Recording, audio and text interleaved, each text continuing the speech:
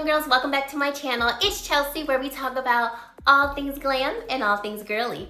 I'm a beauty enthusiast and consultant who loves to talk about everything dealing with beauty and makeup, and today we are comparing two new foundations. So we have the new PATRICKA Cream Foundation against the Haus Labs foundation. So I saw Rose from Rose and Ben on Instagram and TikTok, and also here on YouTube, compare these two foundations, and I purposely didn't watch the end because I was like, thank you, Rose. I need to do that comparison. So stay tuned for a full day wear test. So I will be putting these two to the test for over 8 hours. So stay tuned for all of that. I will be sharing with you how these products look like in studio lighting, natural lighting, and who I recommend either of these foundations for. So stay tuned for all of that. Thank you so much for spending some time with me today. I truly do appreciate it. And let's get right into this video. So first, I must say my filming setup is a little different because one of my lights broke. So I'm kind of finagling it. So if this looks a little different from my normal setup, just bear with me. I was like, we're already done with this makeup look and a full day wear test. We're gonna film this today. So I have done full reviews on both of these foundations. So I'm gonna quickly skim through some high points about both of these foundations, but definitely check out those individual videos for more details and all of that. So first, starting with the PATRICKA Cream Foundation. So this is a cream foundation. I do have the shade Tan 1. And if you've never seen this foundation before, it comes with the cream foundation here and also a finishing powder. I didn't use a finishing powder today simply because I wanted to keep the powder consistent for both foundations so we can really see, you know, which foundation is wearing better. This formula is said to be medium to full coverage. It has a natural finish on the skin, and it's also supposed to be pore blurring, if I remember correctly. This foundation I am wearing obviously on this side of the face, and I really do enjoy this foundation. I love that it is a cream foundation, but it's also very lightweight, which is one of the claims that it also has. It doesn't feel heavy on the skin. It does actually last pretty well throughout the day, and I have really been enjoying this one. Now, this foundation, I would say by itself, if I had to like rank it out of 10, I would probably give this foundation like, that's Riley, I would probably give this foundation like a 7 or 8 by itself. Simply because I do think it does like kind of diminish your pores, but I don't think this is the most blurring foundation on its own. I typically like to mix this with the Balm Powder by Danessa Myricks because that balm powder just makes every foundation look better and last longer and wear better, which I really do think it does help this foundation to do so. So I really do enjoy it. I've been getting some good use out of it, as you can see. After wearing this a couple times, anytime I do wear it, I always mix it with the balm powder because I prefer that better. Okay, the finishing powder, just to let you know, I think this is a really nice finishing powder. It doesn't set my concealer. I've tried that because, you know, I know it's a finishing powder, but I also wanted to see like how does it hold. And this is most definitely just a nice finishing powder, but you can touch up your foundation with this finishing powder, and I think it does that well without looking cakey, without looking, you know, like overly dry on the skin as well. And it also comes with a nice mirror. So I really do enjoy this one. Now on to the Haus Labs. Haus Labs is going to be what she's calling her Triclone Skin Tech Foundation. So this is packed with, I think, like 20 plus ingredients. It's supposed to be medium to full coverage, natural finish on the skin. I believe this formula is going to be vegan and cruelty free. I'm wearing shade 370 in this foundation. Now, one of the biggest downsides for this foundation is going to be the shade match. Shade range is beautiful, 51 shades. I think for PATRICKA, we've got about 30 some shades, but it is hard to get a really good shade match. Neither of these shades are perfect for me. I'll just go ahead and put that out there. If I had to choose shade-wise, I think the PATRICKA shade-wise looks better on my skin versus the Haus Labs. This one, I believe 370, it says medium neutral, but this definitely is going to pull more warm against my complexion. Now, finish-wise, this is definitely a fuller coverage foundation, and I think this is very blurring on the skin. And I think you can still see it. So just to let you guys know, what time is it?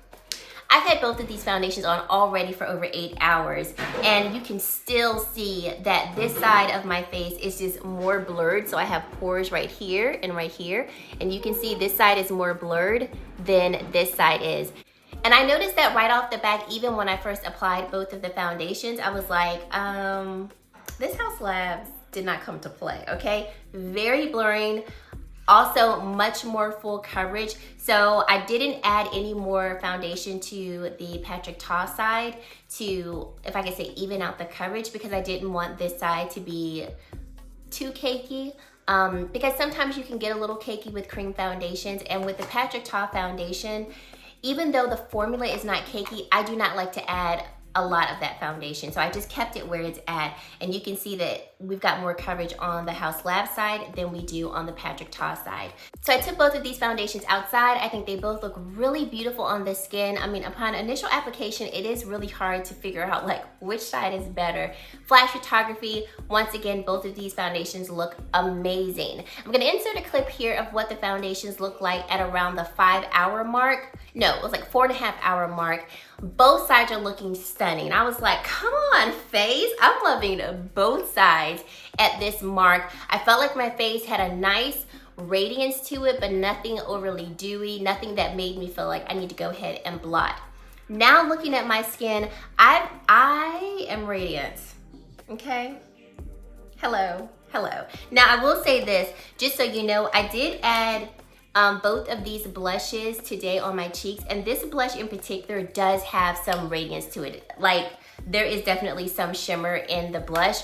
So right here, that's the blush, but you can still see some nice radiance coming through around my nose. I would say even in my T-zone area, and I would definitely say that is just the foundations after about 8 hours of wear, with how they are looking on my skin. So I would say, just by how both of these foundations are looking at this point, I would say that these foundations are definitely going to work, if I could say just on their own.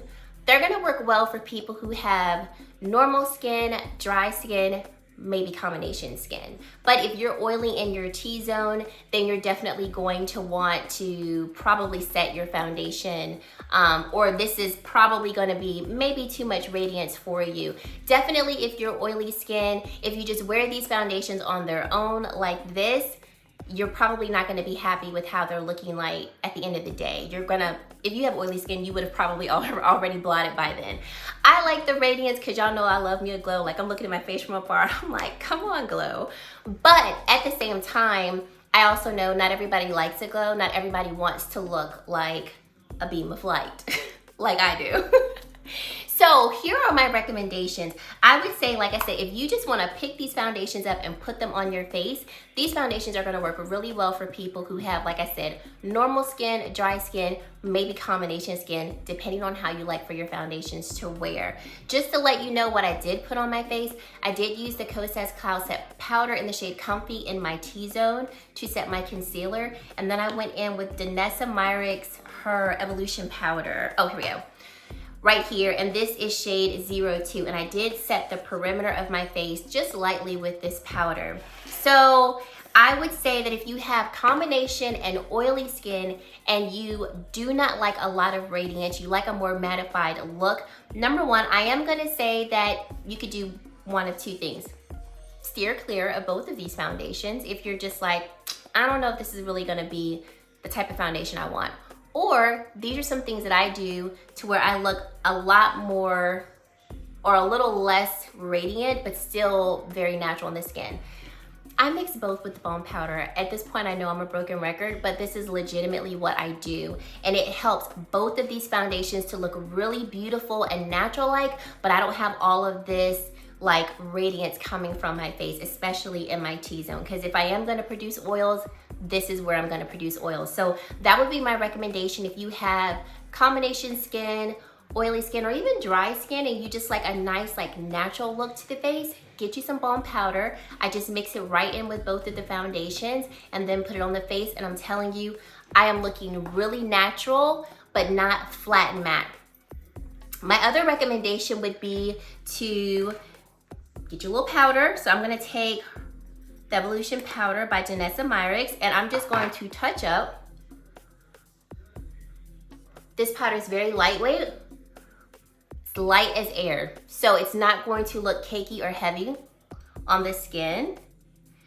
But as you can see, I have toned down that radiance, and I look like I can go out for another 4 or 5 plus hours. Like, my face still looks really beautiful in terms of, you can see both foundations are still on my skin. They have not worn away.